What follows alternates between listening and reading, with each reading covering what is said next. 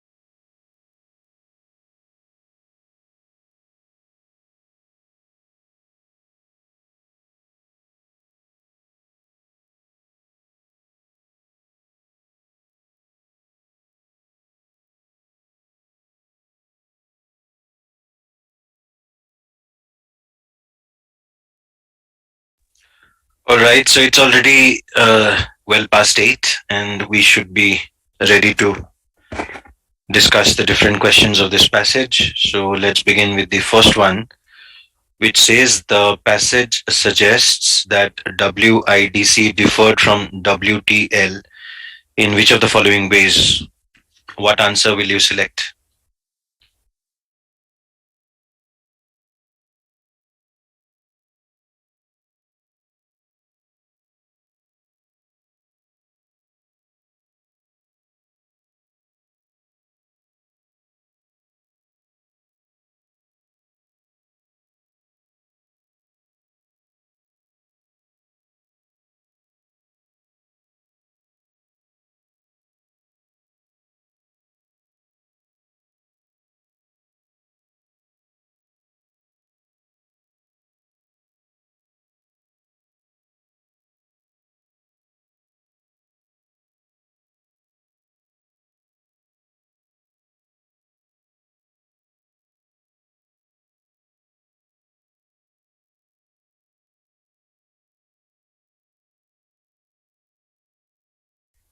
So if you read the passage, you'll get to know that WIDC.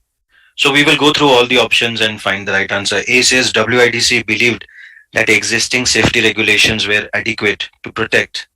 That is not supported in the passage. There is nothing mentioned that it supported, it said that the existing safety regulations were adequate.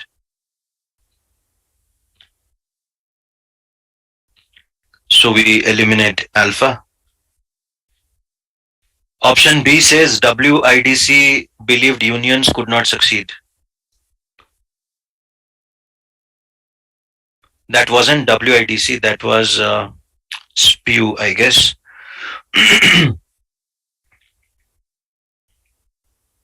Oh no, it was W2L, where there were no unions, yes.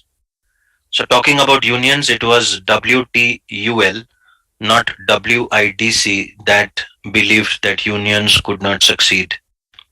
So B is also wrong. And C says WIDC believed that lead poisoning in white lead factories could be avoided by controlling conditions.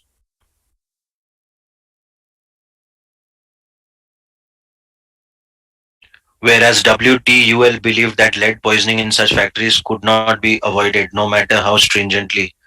I think that part is wrong.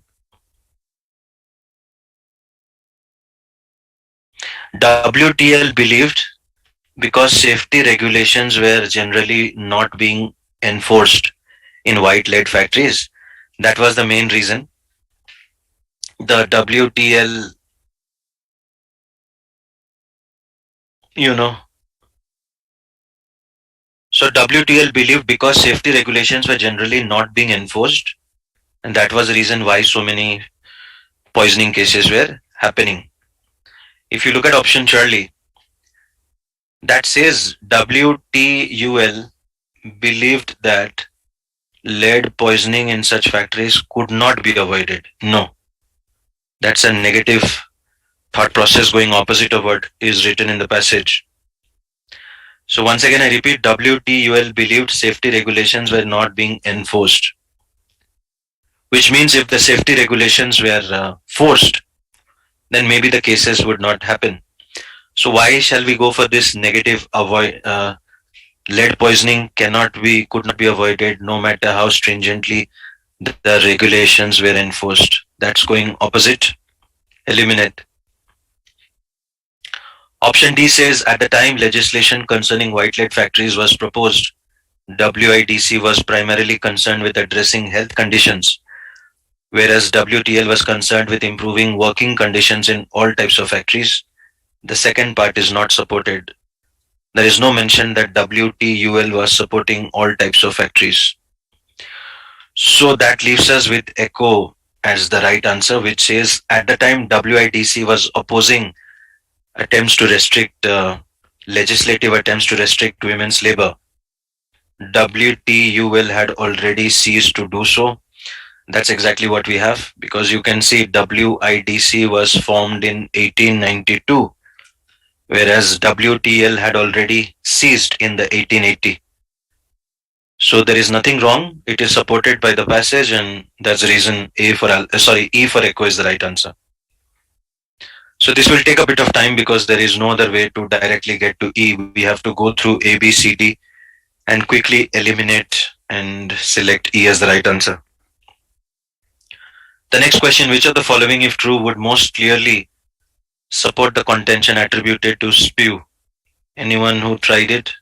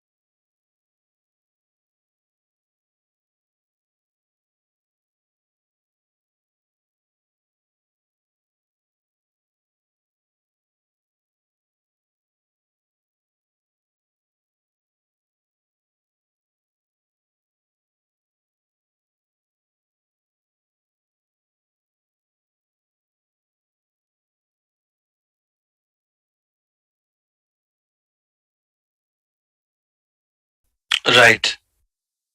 So A says, let's read 17 to 20 to begin with, and 17 to 20 is right here.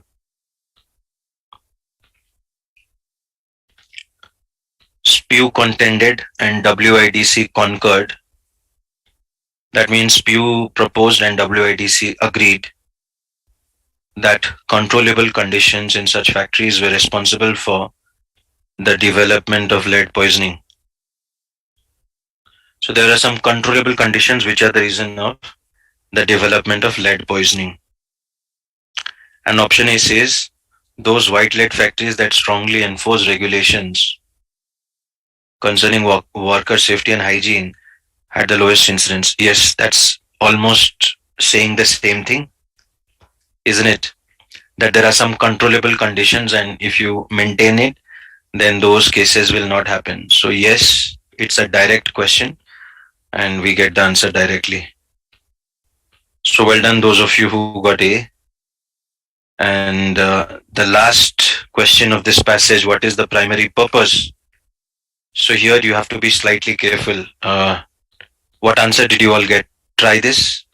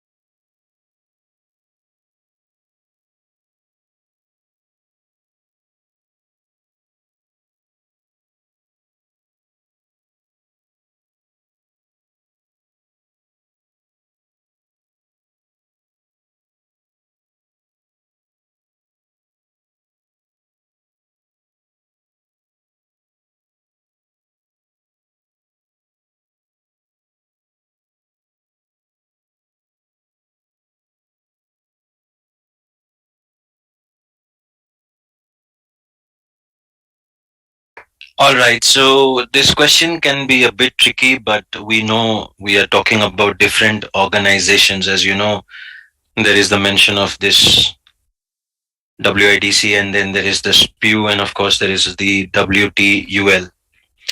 So let's go through the options and select the best one. A says presenting various groups' views of the motives. It's not about the motives of the various groups. We are not presenting the motive. We may present the view, but not the motive. B, contrasting the reasoning of various groups concerning their positions. Yeah, this could be like a possible answer. C says tracing the process whereby certain proposed legislation, it is not about the tracing of the process. And D says assessing the success of tactics. Well, we do not know whether it was successful or not. Any evaluating arguments of various groups concerning. Now, evaluating would be in a way fine, but I think we have the word however. Yeah, check out the word however, which we have here. And somewhere or the other, we are in a way trying to contrast the different groups' position, isn't it? So it is a question of contrasting the reasoning of various groups, not exactly evaluating. And evaluating will mean positive and negative, but we are not talking about the positive and negative side of each of the three groups. So the right answer would be bravo. Contrasting is a better word because we have the word however, and reasoning of the various groups, we are talking about their reasoning, and the reasoning is about their position on certain legislation. So there is nothing wrong. Bravo is the right answer. So I hope all of you are clear, and we have covered the second passage as well. Now, what we can do is maybe take a bit of a break, and after the break, we continue with critical reasoning. So I'm keeping this for the extra class. If you want, you can ask me in the 10th class where we will have some extra time. The Jacob Burchard passage, which is pretty lengthy. So you do it on your own. And if you have doubts, I will discuss it in the last class, which is class number 12. And now we go for a break. And at 8:30, we start the critical reasoning, the last part of today's discussion. So all of you can go for a break, and we will start our critical reasoning discussion at 8:30 sharp.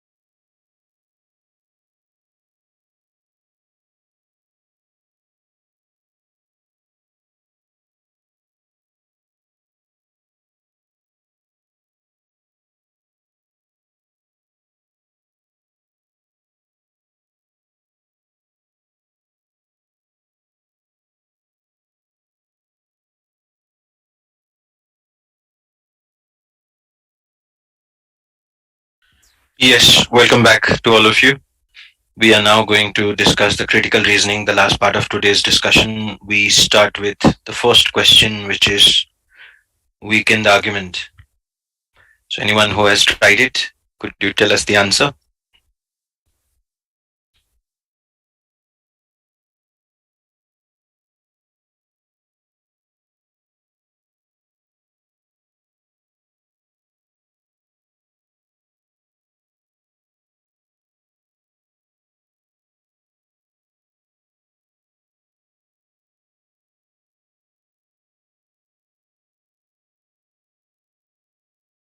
Correct. Yes, that's the right answer because although now you think that maybe, if you charge at the time of disposal, that will make the customer use the appliance for a longer time and, it will reduce the wastage and also give the government the collection fee.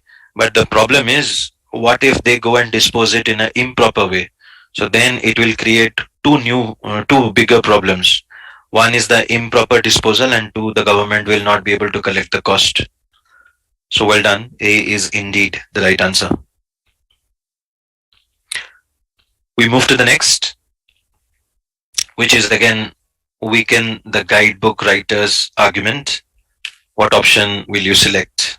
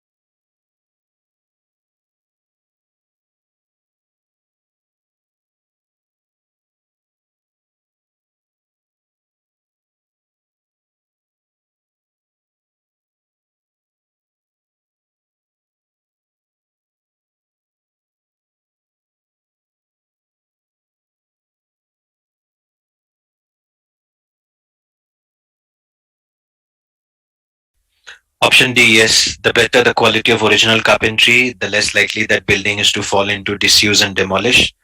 And that's the way to counter this wrong conclusion drawn by the author that the carpenters were better or they were working with more skill, care, and effort. Not really. So you can do this by comparing, let's say, before 1930 and after 1930. So before 1930, let's say,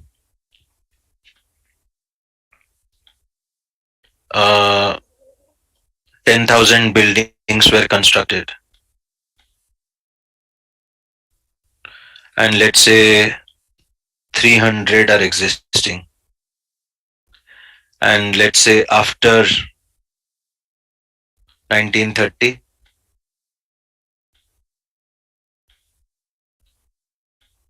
let us say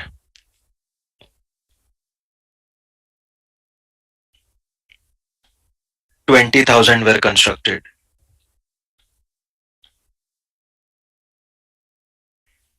and 200 are remaining.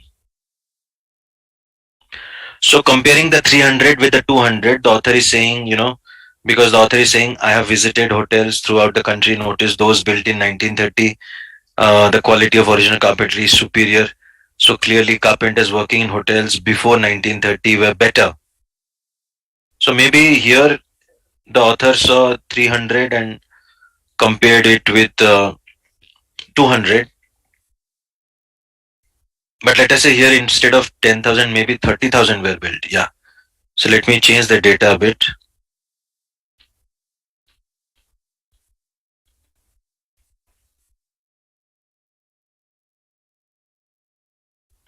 Let's say, or to make it simple, let's say 3000 were built and 30 are existing.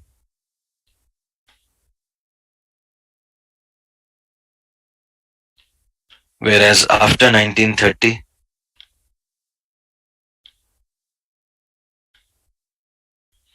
let us say 1000 were built and 200 are existing. So maybe, sorry, 300. So maybe the author saw 300 is greater than 200. So the author came to the conclusion that the hotels built before 1930 were better. But the thing is, maybe out of 3,300 are existing and out of 1,200 are existing. So doesn't necessarily mean the carpenters were better. That's exactly what option D is saying, that the better the quality of original carpentry, less likely the building is to fall. So just by comparing this 300 with 200, we cannot come to the conclusion that original carpentry was better, because see, if you compare the success ratio, 300 existing out of 3000, that's 10% success if we put it as a success. But 200 out of 1000 is how much? 200 out of, I think, 200 out of 1000, 20%, isn't it? Yeah. So here the success, if you compare it in a success way by dividing the number of existing out of the total, so now you will say that the success is better of the carpenters after 1930, isn't it? So just by taking this data, we cannot come to the conclusion that the carpenters before 1930 were better, or they worked with more skill, care, and effort. So you can do this kind of a equation and come to the conclusion why D is the right answer. But if you say E, average length of apprenticeship was is declining, then you are supporting the argument that earlier carpenters were having more time, so they were more skillful.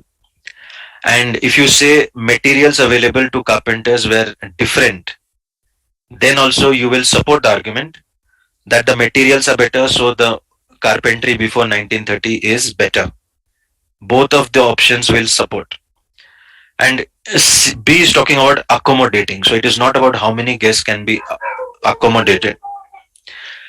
And A says the quality, but it is comparing houses. We are not comparing houses and stores, we are only comparing hotels. So in case of any doubt, you can always do process of elimination and find D is the only option which makes sense and it weakens the argument. Another weaken the argument, which option will you select? All of you try this.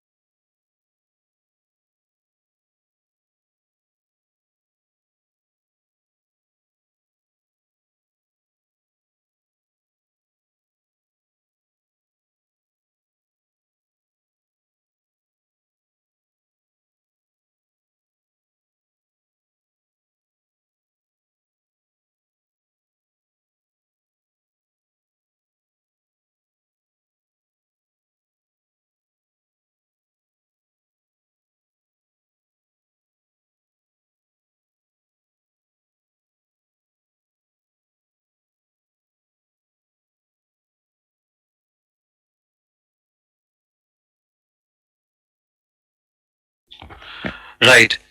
So yes, remember to weaken we have to give another reason. So the author is saying it is the presence of dandelion, and because in the control plot, the dandelions were removed, so they found the other plot having more,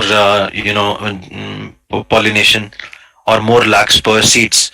So the conclusion is the presence of dandelion X is the reason there is more seeds produced by the larkspur plant. But to weaken, we are to say X is not the cause, we are to give another cause. So in order to weaken, we are to say X did not cause Z caused Y, and Z is the soil disturbance which happened. So it was because of the soil disturbance that in the control plot, uh, you know, so there are two plots. As you can see, they have divided the total plots into six, into eight. In the remaining eight control plots, oh sorry, in the control plots there was no disturbance, but in the other plot the dandelions were removed. And in that, let's call it experimental plot and control plot. In experimental plot, when the dandelions were removed, the soil was disturbed, and because of that, there was less germination of the pollination and germination of the larkspur seeds. But in the control plots, there was no disturbance, and it produced more larkspur seeds. So the author came to the conclusion that it was the presence of the dandelion. But our job is to weaken it. So we have to give another reason, and the reason is in the experimental plot, when we removed the dandelion, we disturbed the soil. And because of the soil disturbance, there was less seed production of the larkspur plant, not the presence of dandelion that created more larkspur seeds. So this is how we weaken. X is not the cause of Y, Z is the cause of Y. So those of you who got echo, well done. This is a very interesting question, and all of you can try this. It's a bit mathematical. Try this, all of you.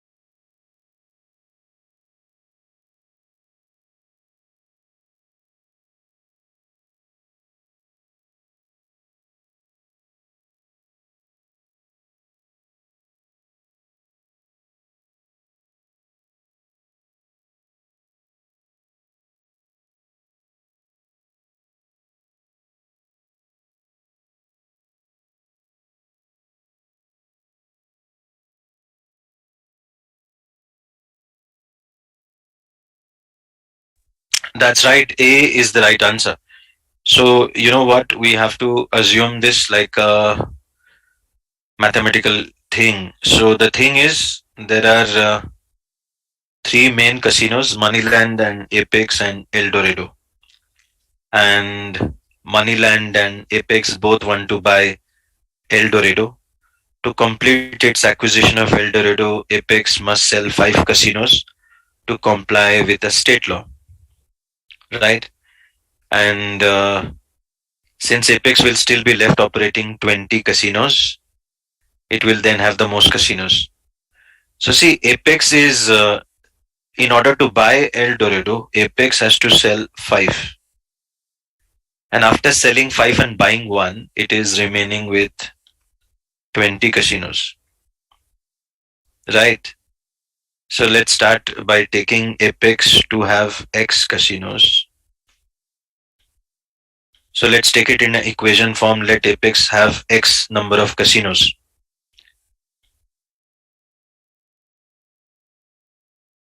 It already has X casinos and now it wants to acquire El Dorado,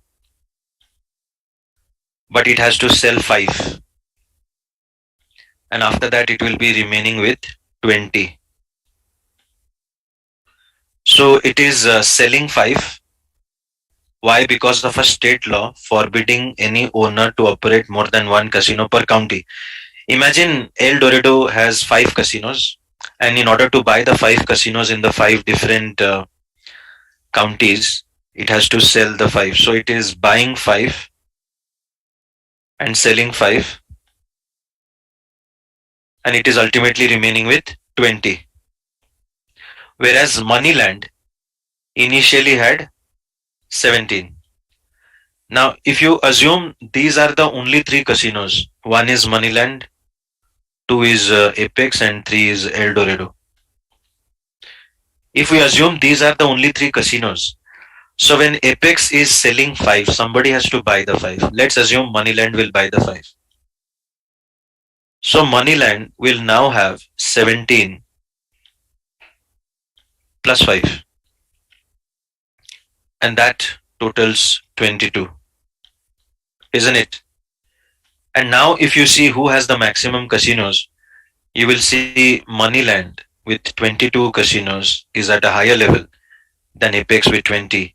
So if you take this assumption, then you will definitely weaken that at the end of the day, it is not Apex which has the maximum casinos, but it is Moneyland which will have the maximum casinos. But the only thing you have to assume is that these are the only 3 casinos. If these are the only 3 casinos, then Moneyland has to buy, and Moneyland will buy the 5 and it will become 22.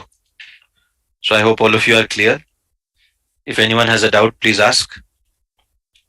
Aman, did you get it? Why the answer is A? Aman, Sandeep.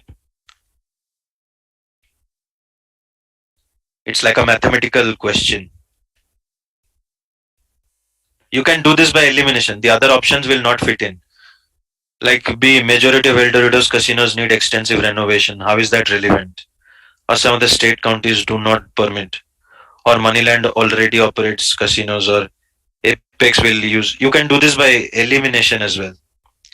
Either do by elimination or try to understand it in a mathematical way. You will end up with option A as the right answer. This is again weaken the evidence.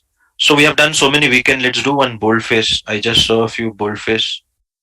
Yeah, let's do a few boldface now. All of you try this.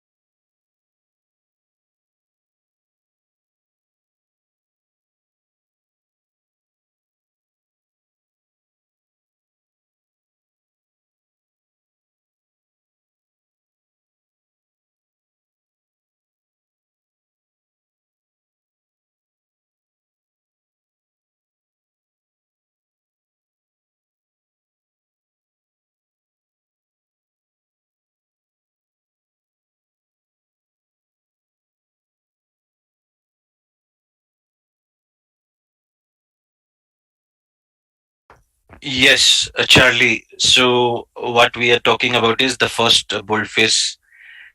Yeah, plant scientists have used genetic engineering on seeds to produce crop plants that are highly resistant to insect damage. That looks like a kind of yeah. The first presents a development argument predicts will have a certain outcome, and the second is saying accordingly, which is supporting. For most farmers, the savings on pesticides would not compensate for the higher seed cost. All right, so wait a second. The plant scientists have used genetic engineering on seeds to produce crop plants that are highly resistant. This is like a statement which is like a fact. Unfortunately, the seeds themselves are quite expensive and the plants require more fertilizer, water. So finally, the author says the most farmers that can save on pesticides would not compensate for the higher seed costs and the cost of additional fertilizer. For most farmers, the savings on pesticides would not compensate for the higher seed costs and the cost of additional fertilizer. Right? Accordingly, for most farmers, the savings on pesticides would not compensate for the higher seed costs and the cost of additional fertilizer. Hmm. And option A says the first supplies a context for the argument, second is the argument's main conclusion. No, we cannot say second is the argument's main conclusion, which is why we can eliminate A. Second is not the main conclusion. B, the first introduces a development that the argument predicts will have a certain outcome, which is fine. And then it says second is a state of affairs that, according to the argument, contributes to bringing about. No, the second, as you know, is going opposite because of the word unfortunately. That's the clue here. The second is not supporting the first. Second is saying that the farmers will actually not gain any advantage by using genetically engineered crops. So B cannot be the right answer. C says the first presents a development that the argument predicts will have a certain outcome, which is fine. Second acknowledges a consideration that tends to weigh against yes. This is correct because it is going opposite of the prediction. And D says the first provides evidence to support a prediction that the argument seeks to defend. And the second is that prediction, but the second is not that prediction. And the argument was also not trying to defend it. Argument is just presenting it. E, the first and the second each provide evidence to support the argument's main conclusion. No, both of them are not supporting the argument's main conclusion. So this is how by process of elimination we can easily pick up Charlie as the right answer.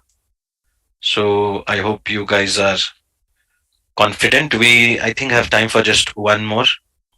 Yeah, let's do one more, the last question of today. And for any question which you want, we will discuss in the extra class. So all of you try this.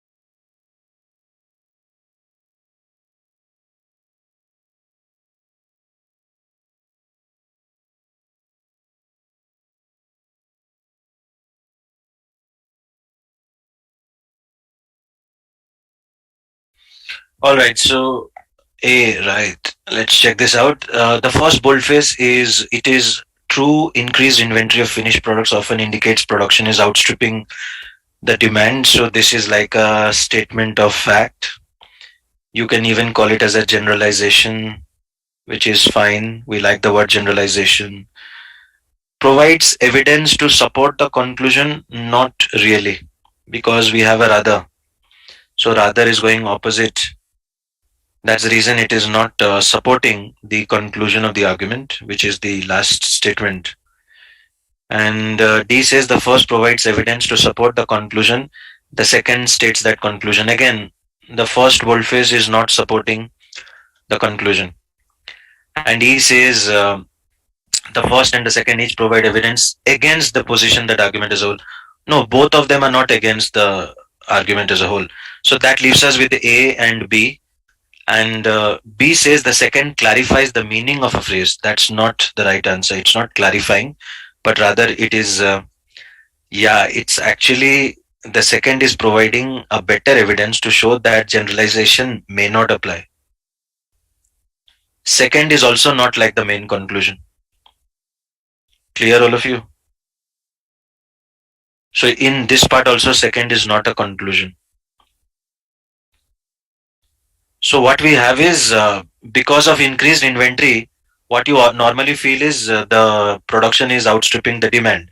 But in Burton's case, it is not right. Why? The inventory is inventory which has been attributed to products that have already been assigned to some kind of an order. So it is not like a normal conclusion that you can derive. But this is not, neither the second is the main conclusion. It is just giving some kind of an evidence to say that the outcome can be different, which is why A is the best answer. The first is a generalization, like a general statement, which is usually true, but it is not true in this case. Why? Because the second is giving evidence to show why that generalization does not apply. And the two are going in opposite way because of rather. So those of you got A, well done. I hope all of you are getting the strategies and that we have been discussing. So we have come to an end of today's class. And what we can do is do the homework of class 10. So today we completed class 9 and some questions which we did all the sentences and we did all the, no, we did two reading and we did all the sentences. So one reading, the Jacob Burchard passage, and some of the critical reasoning. If you have a doubt, you can let me know in the extra class, which will be class number 12, because we will be discussing AWA, which will hardly take 1 hour. So we will still be remaining with 1 more hour for all your doubts and clarifications. Apart from that, we are remaining with 10 and 11. So we have class number 10 coming up. So the 10th class will be on which day? Coming Monday. And then coming Thursday would be the 11th. So next Monday would be the last class. Not this Monday, the next to next Monday. That would be the 12th class, and that would be the last class of this batch, where we do AWA and any questions which we could not do in the class, and you may have a doubt from the critical reasoning or the reading passage, you can ask me. So that's it from me, and happy studying to all of you. Continue chasing your dreams and working hard. My best wishes with all of you, and I'll see you guys on Monday for the 10th class. So happy weekend to all of you. I am now logging off.